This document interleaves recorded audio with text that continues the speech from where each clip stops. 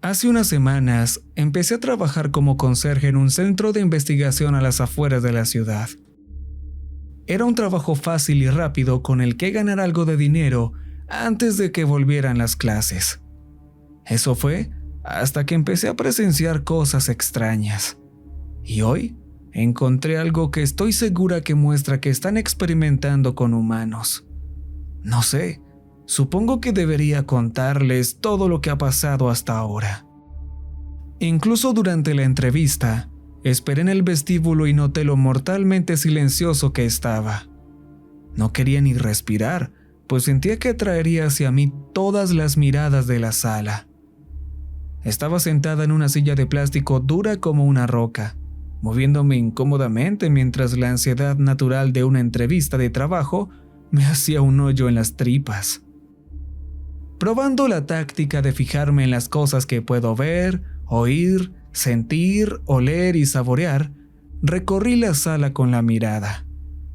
Primero me llamó la atención el tenue zumbido de las luces fluorescentes y el zumbido de los ventiladores de techo. Las luces me daban dolor de cabeza. Luego, a hurtadillas, eché un vistazo a las demás personas de la habitación. Había otras 3 personas, 2 hombres y una mujer. Todos eran mayores que yo, tal vez 60 o 70, con el pelo canoso y la piel marchita. Pero todos parecían inusualmente frágiles, con la piel colgando de los huesos como si les hubieran succionado la carne. Y había tanto, pero tanto silencio. Ni siquiera podía nombrar más de 3 cosas que pudiera oír. Las luces, el ventilador, quizá los latidos de mi corazón. Ni siquiera podía concentrarme en los demás sentidos. Estaba demasiado distraída por aquella gente. Ninguno de los demás miraba a otro sitio que no fuera el brillante suelo de vinilo, con una expresión algo vacía tras unos ojos vidriosos. Estaban sentados a varios asientos de distancia, pero todos unidos con exactamente la misma expresión de ¿resignación? ¿De tristeza? No estoy muy segura, pero me hizo sentir inquieta, como si supieran algo que yo ignoraba.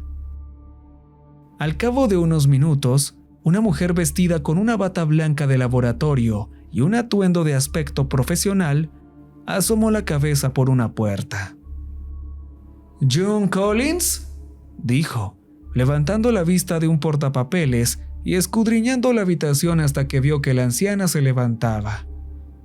Le sonrió afectuosamente y la condujo a través de la puerta. Los 2 hombres no levantaron la vista. Pasaron otros 20 minutos más o menos hasta que ocurrió algo más. Se abrió otra puerta y esta vez habló un hombre. Me llamó por mi nombre y le seguí hasta una pequeña habitación de hormigón con nada más que una mesa y sillas de metal. La entrevista estuvo bien. Se presentó como... Bueno, no creo que deba decir su nombre. Dr. Smith será suficiente.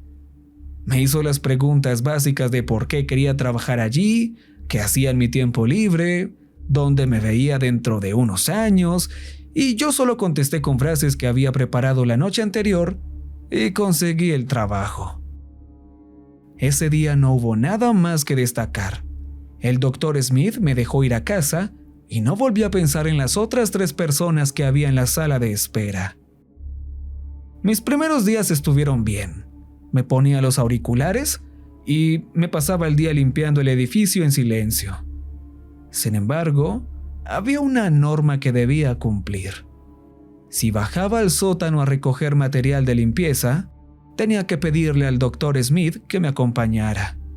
No supe muy bien por qué, hasta quizá el 5.º día. Fue un viaje en ascensor incómodamente tranquilo, con una suave música relajante que aliviaba la tensión. Supuse que era culpa mía que el ambiente fuera tan tenso, ya que se me da fatal hablar con desconocidos y me siento como si irradiara una especie de campo de fuerza del tipo «Es incómodo hablar con esta chica, no te acerques a mí». Sin embargo, acabé dándome cuenta de lo estresado que parecía siempre el Dr. Smith durante ese viaje en ascensor. No era tan mayor, tal vez unos 30 y tantos, pero la iluminación del ascensor resaltaba cada bolladura y arruga de su piel. Estaba de pie, rígido, y apretaba el puño con fuerza, desviando repetidamente la mirada hacia la pequeña pantalla LED que mostraba la planta, como si estuviera desesperado porque terminara el trayecto. Aquel día empezó a tener sentido.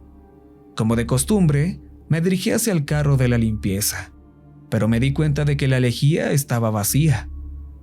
Sin pensar, eché un rápido vistazo a la habitación y vi una de repuesto en un estante en una parte más oscura.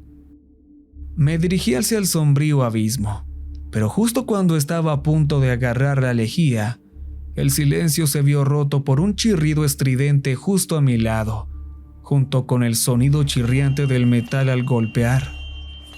Me aparté de un salto y emití un humillante y tambaleante aullido, y el Dr. Smith no tardó en llegar trotando desde el ascensor. Cuando me giré, vi que había una jaula en la estantería de al lado, así como unas manos diminutas y arrugadas y una cara peluda con hileras de dientes al descubierto que se agitaban dentro de la jaula metálica. Había un mono dentro. Quizá era un mono, no lo sé, una especie de simio pequeño, y estaba furioso. Aullaba y chillaba mientras apretaba los barrotes y sacudía toda la estructura, siseándome como si lo único que quisiera fuera destrozarme la cara. Siguió retorciéndose de pura rabia, solo para que el Dr. Smith empezara a reírse tranquilamente detrás de mí, dándome palmaditas amistosas en el hombro. ¿Te has asustado? Me quedé helada de asombro, pero él no pudo mostrarse más impasible ante la criatura chillona que tenía delante. Apenas levantó la voz para que se le oyera, y yo apenas podía oírle mientras hablaba. Es Isaac, no te preocupes por él, solo es tímido. Isaac, o esta criatura, continuó sacudiendo violentamente la jaula y gritándome, eventualmente resultando en golpear su puño contra la jaula e incluso golpeando todo su cuerpo contra ella una y otra vez. No paraba. Empecé tratando desesperadamente de regular mi respiración. Creía que ya no permitían experimentar con animales. ¿Qué? Exclamó el Dr. Smith, frunciendo las cejas con preocupación y arrugando la cara con disgusto mientras negaba rápidamente con la cabeza. No, querida, lo has entendido todo mal. Isaac es un amigo.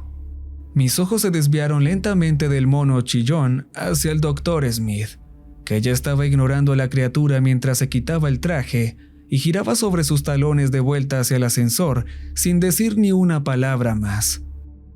Ni siquiera sé qué se suponía que debía decir en aquella situación. ¿Qué se suponía que debía preguntarle?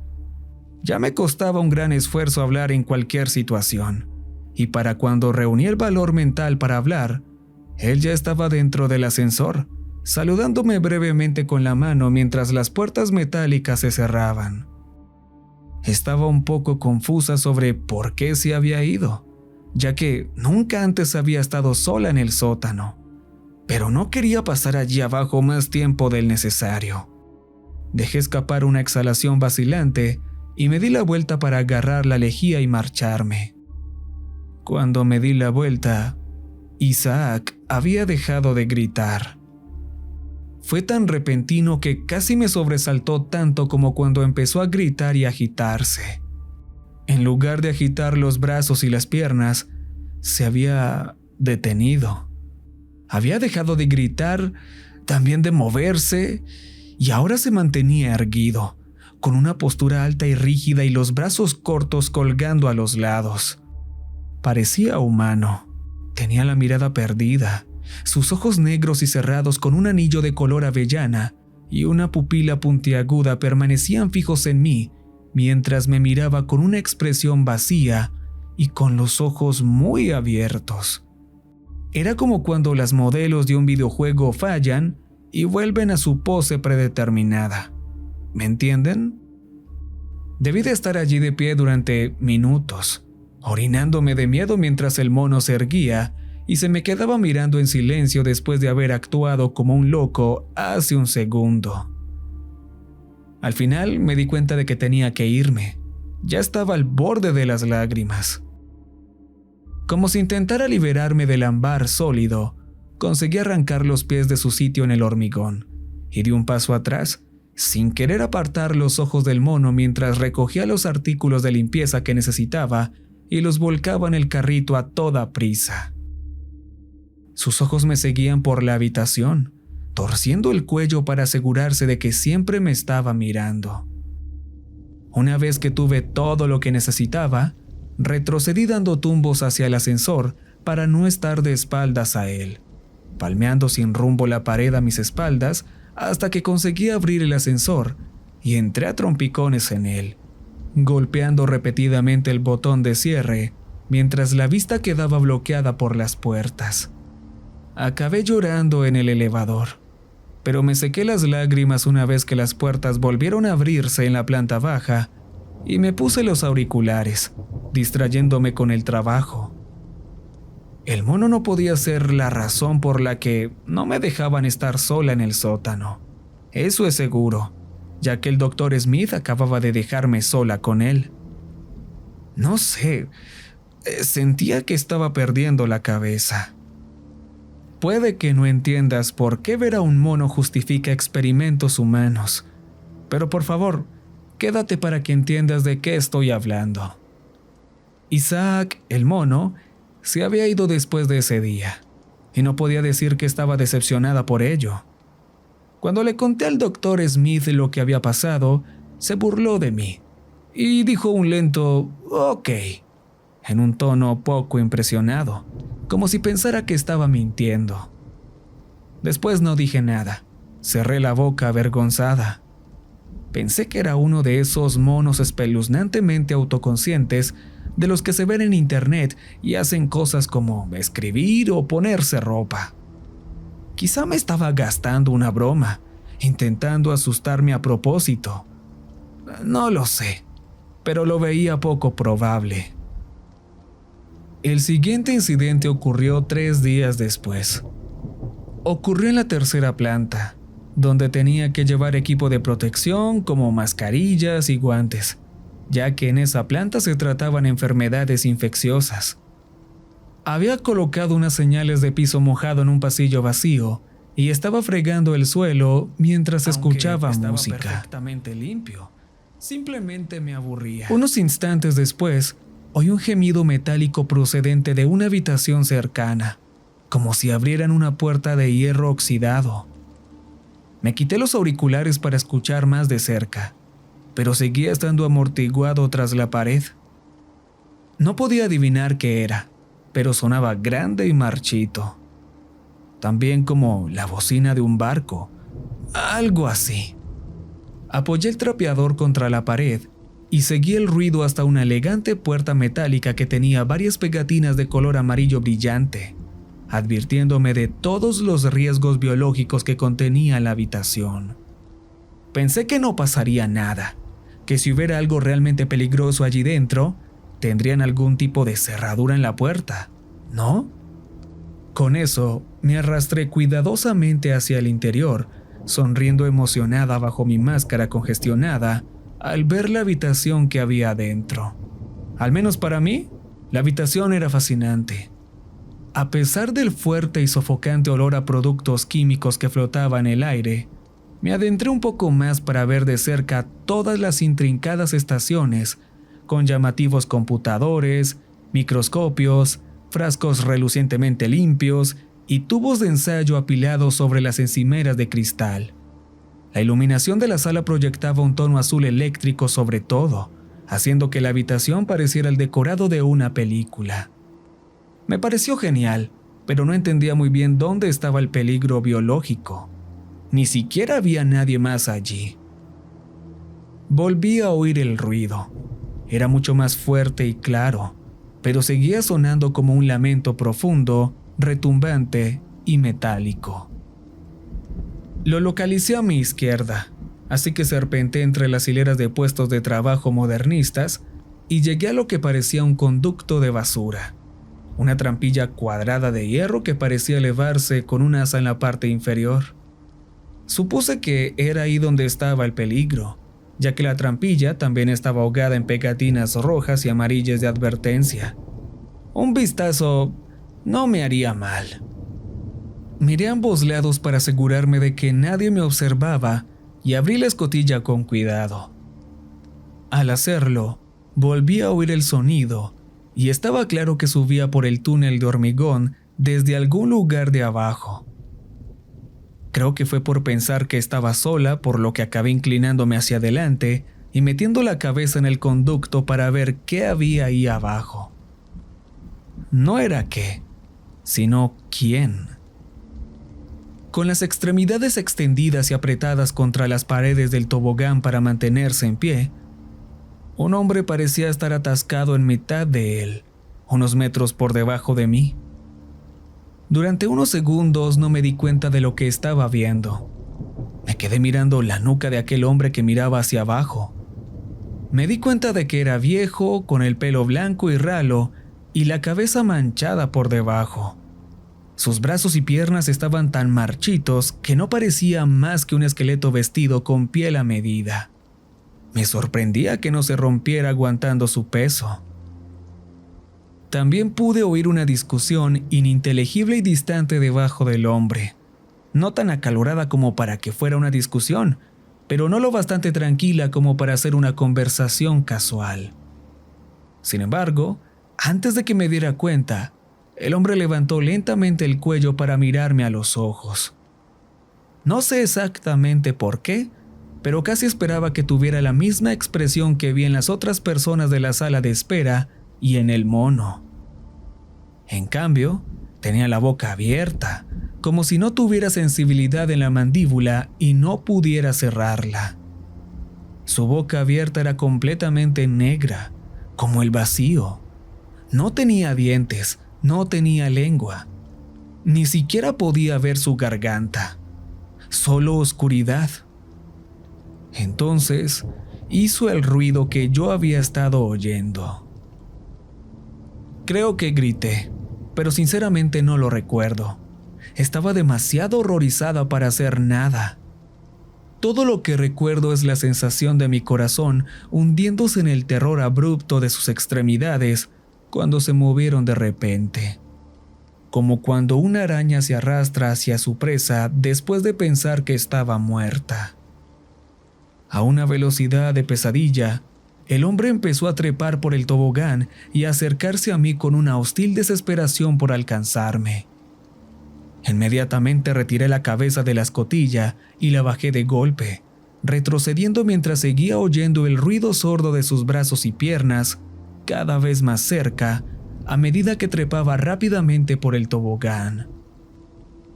En caso de que pudiera abrir la trampilla desde dentro, me lancé hacia la puerta, chocando incluso con una de las estaciones de trabajo y casi tirando al suelo unos cuantos frascos vacíos. Cuando llegué a la puerta, la abrí de golpe y vi al Dr. Smith de pie, jadeando como si acabara de llegar corriendo. ¿En qué demonios estabas pensando? En ese momento no me di cuenta, pero ahora me pregunto cómo se enteró de lo que había pasado. Habían pasado segundos desde que saqué la cabeza del tobogán y que él apareciera. ¿Qué ha sido eso? Temblaba. Sentía las extremidades frías y entumecidas, como si mi sangre hubiera sido sustituida por adrenalina helada. Frenéticamente, seguí mirando detrás de mí hacia la escotilla, esperando que el hombre se arrastrara fuera de ella y saltara hacia mí. Mira, es... El Dr. Smith se detuvo y exhaló, pellizcándose el puente de la nariz por el estrés. Intentamos mantener a los pacientes peligrosos bajo tierra, para no asustar a los empleados como usted. Eso es todo. ¿Pacientes peligrosos? Repetí, totalmente perdida. ¡Rabia! Se apresuró a decir, como si eso fuera a aclarar todas mis dudas. Debió de notar mi expresión de desconcierto y continuó. Estamos trabajando para mejorar el tratamiento de la enfermedad, así que los hospitales nos envían a los enfermos ya con rabia para que los examinemos y los observemos. De hecho, salió en las noticias. Ya deberías saberlo. ¿Ese tipo tenía rabia? El doctor Smith asintió, pero se negó a mirarme a los ojos. No dejaba de mirar a todas partes menos a mí. Por encima del hombro, detrás de mí. Parecía estar sofocando los nervios, lo que no me ayudaba a sentirme mejor con la situación. Creo que le preocupaba que alguien nos viera o se apresuró a abandonar la conversación. No estoy del todo segura. Mordisqueó sus ataduras e intentaba escapar, o eso imagino. Pero trata de no preocuparte. Están abajo por una razón. Aquí arriba es seguro, lo prometo. Creo que no logré ocultar la creciente ansiedad en mi rostro. Pero de todos modos no importaba, ya que el doctor Smith ni siquiera me miraba. Es seguro decir que no le creo ahora después del incidente más reciente, pero en ese momento tenía sentido para mí. Además, los seres humanos tendemos a confiar ciegamente en la autoridad. Como conserje adolescente, ¿quién era yo para cuestionar al hombre de la bata blanca con un doctorado? Yo no sabía nada, así que asumí que decía la verdad, y desde entonces evité ese piso. Aquella noche no hablé cuando volví a casa. Mis padres me preguntaron cómo me había ido en el día y yo simplemente pasé de largo y me metí en mi dormitorio. Cerré la puerta con llave y no salí hasta la mañana siguiente para ir a trabajar. Me salté la cena y el desayuno. Ni siquiera salí para ir al baño o lavarme los dientes. Aunque solo creía que era un enfermo de rabia al que habían enviado a curar, había algo en él que me perturbaba profundamente. Aquella noche me quedé despierta con su cara grabada a fuego en la mente como un hierro candente, y el sonido que hacía el tobogán me perseguía. Fácilmente llegamos al día de hoy. Me había recuperado un poco del suceso al cabo de una semana o así, pero seguía negándome a volver a ese piso. Apartar ese pensamiento de mi mente parecía funcionar, así que mi vida continuó. Sinceramente, nunca se lo había contado a nadie hasta ahora, ya que el doctor Smith me había convencido de que no había nada que contar, que era bien sabido que trataban a los enfermos de rabia. Casi sentí que me metía en problemas por lo que vi, así que lo mantuve en silencio, como si guardara mi propio secreto en lugar del suyo. En fin, hoy temprano estaba en el baño de mujeres de la 6ª planta, arrodillada debajo de un lavabo y fregando la porcelana, replanteándome todas las decisiones de mi vida que me habían llevado hasta ese punto. Tenía la música a todo volumen en los oídos y tarareaba tranquilamente, hasta que oí que la puerta chirriaba silenciosamente, como si alguien intentara colarse. Me estremecí un poco, avergonzada por haber sido sorprendida tarareando, así que giré la cabeza para ver quién entraba. Supuse que no querían interrumpirme o algo así que me detuve antes de gritar nerviosamente. ¿Pueden pasar? Solo estoy limpiando. No hubo respuesta, pero la puerta estaba entreabierta, como si alguien estuviera esperando cautelosamente fuera. Ya me voy. Lo siento. Dije, adivinando que quien estaba esperando se sentía incómodo utilizando uno de los puestos mientras yo estaba allí. Con eso, recogí rápidamente todos los artículos de limpieza a mi alrededor en el carrito y empecé a salir. Cuando me giré hacia la puerta, me detuve en seco, paralizada por el repentino shock de lo que estaba viendo. Era aquel mono. Estaba allí, erguido, no más alto que unos 30 centímetros. Podría no haber sido Isaac. No habría sido capaz de decirlo solo por la apariencia. pero la forma en que estaba allí me recordaba directamente a cuando estaba en la jaula el otro día. Ahora, sin embargo, estaba bloqueando la puerta. Simplemente estaba allí, inmóvil, mirándome fijamente con esa vacuidad humana en sus ojos.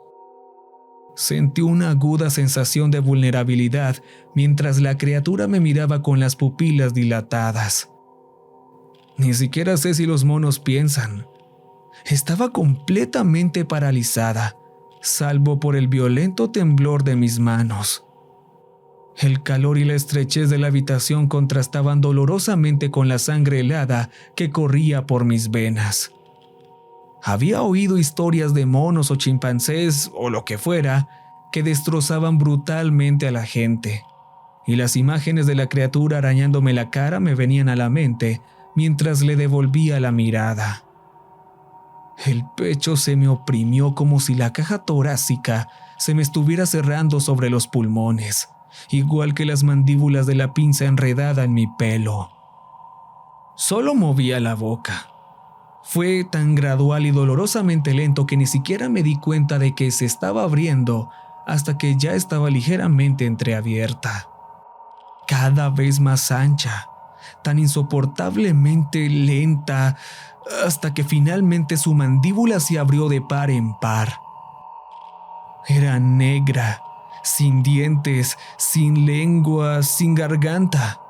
Un agujero negro como el carbón, como si su boca fuera otra pupila. Ya estaba llorando, ya estaba a punto de vomitar. Pensé que estaba a punto de desmayarme. En retrospectiva, no era más que una cosa diminuta, y probablemente habría podido apartarla de un puntapié si se hubiera acercado más. Pero en ese momento estaba más que petrificada.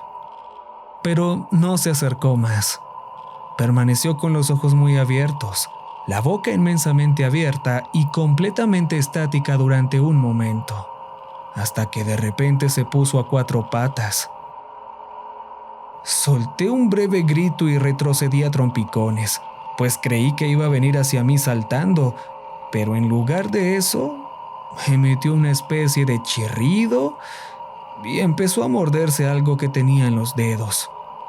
Luego se subió a uno de los lavabos, con la cola colgando y la cabeza mirando con curiosidad por la habitación, parpadeando y respirando. Normal. No me permití permanecer más tiempo en aquella habitación. Corrí hacia la puerta mientras se encaramaba la cabina y no me prestaba atención en absoluto. Simplemente actuaba como cabría esperarse de cualquier mono. Una vez fuera, cerré la puerta de un portazo y busqué las llaves en el bolsillo, cerrando el baño temblorosamente. Tenía que encontrar al Dr. Smith y decirle que el mono se había escapado, así que me dirigí a su despacho que, por suerte, ya estaba en esa planta. La puerta de madera, una dura yuxtaposición con el resto de la desalmada estructura industrial, estaba cerrada, así que me apresuré a llamar. Nada. Volví a hacerlo, transmitiendo claramente mi urgencia en el frenesí de los golpes. Pero no hubo respuesta. No estaba en mis cabales. Estaba convencida de que él debía de estar ahí dentro y de que yo necesitaba ayuda. No sé, creo que el hecho de que todo el piso estuviera vacío y sin vida me estaba estresando aún más. Dejé escapar una exhalación exasperada y decidí utilizar la llave maestra que me habían dado para entrar.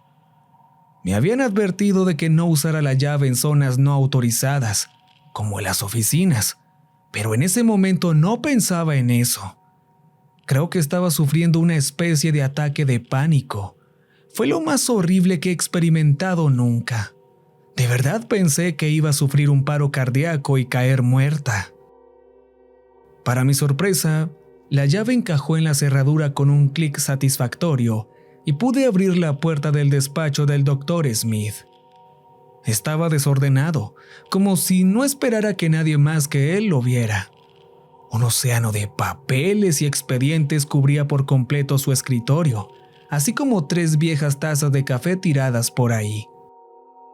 La silla giratoria vacía sobresalía en ángulo, como si se hubiera marchado con prisas, y me di cuenta de que uno de los archivadores que había detrás del escritorio colgaba abierto de par en par, con un candado colgando del pomo.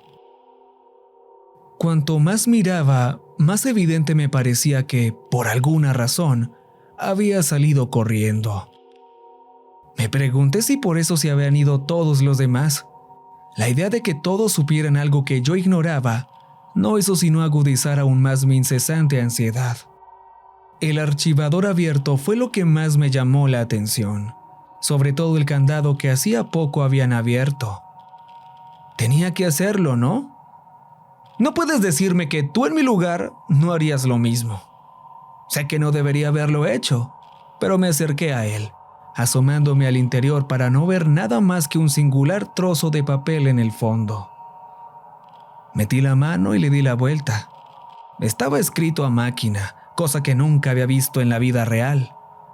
Seguí leyendo con curiosidad y momentos después vomité en la papelera que había debajo de su mesa. Tuve que salir de allí. Lo sé, fue una estupidez, pero me quedé con el trozo de papel en la mano mientras salía corriendo del edificio. Tampoco vi a nadie al salir. Normalmente tomaba el autobús para volver a casa, pero como era mediodía y no iba a esperar más, caminé kilómetros. Me ardían las piernas y una capa de sudor me empapaba todo el cuerpo, pero apenas me di cuenta. Arrastré el cuerpo dolorido hasta el dormitorio y me desplomé a un lado de la cama, sintiendo un mínimo alivio al sentir el frescor del suelo. Fue en ese momento en que agarré el portátil y empecé a escribir esto. Supongo que debería compartir lo que estaba escrito en el papel, pero sinceramente estoy aterrorizada. He estado considerando la posibilidad de que estoy loca, de que de alguna manera he alucinado todo esto. No lo sé. Ni siquiera sé si esto está diciendo lo que creo que está diciendo, y si estoy a punto de ser demandada por compartirlo. No he dicho el nombre de la empresa, ¿verdad? No puedo tener problemas por esto. No lo sé. Me siento mal. Estoy mirando el trozo de papel ahora y quiero vomitar otra vez. Estoy segura de que ese papel no debería haber estado allí. Creo que esto se deslizó fuera de un archivo y el Dr. Smith, accidentalmente, lo dejó atrás. Tal vez estaba tratando de deshacerse de él. Eso tiene sentido. Creo. Tal vez estoy exagerando. No lo sé. Ok, lo siento. Estoy divagando. Solo voy a escribirlo, ya que no sé qué más hacer. Estoy perdiendo la cabeza. Me siento muy mal.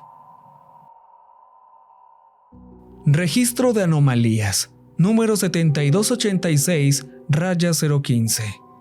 Fecha 02-16-21. Nombre Dr. Isaac Hughes. Asunto 7286. Edad 73. Sexo masculino. Altura 1,70. Peso 106 libras. Fecha de fallecimiento 08-07-17. Informe. Desde su llegada hace 4 años, el 7286 ha progresado de forma asombrosa. Yo, junto con Williams y Robinson, habíamos estado discutiendo la posibilidad de deshacernos de él debido a su falta de actividad. Creo que ha sido mucho más consciente de lo que imaginamos en un principio. Probablemente ha estado fingiendo estar inerte para evitar la experimentación y solo ahora está operando para salvar su vida. Por primera vez en toda nuestra investigación, hemos descubierto signos de emoción entre ellos.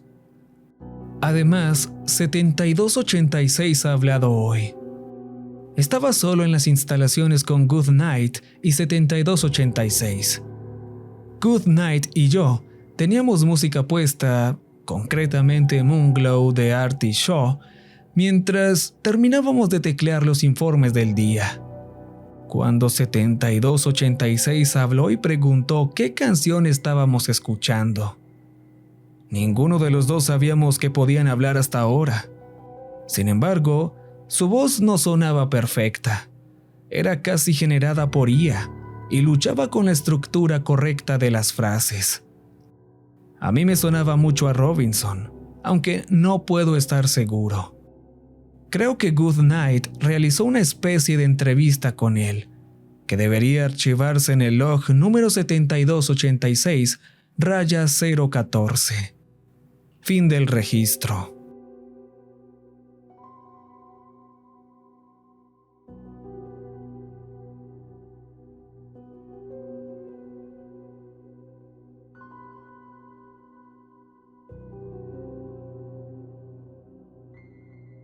Recuerden que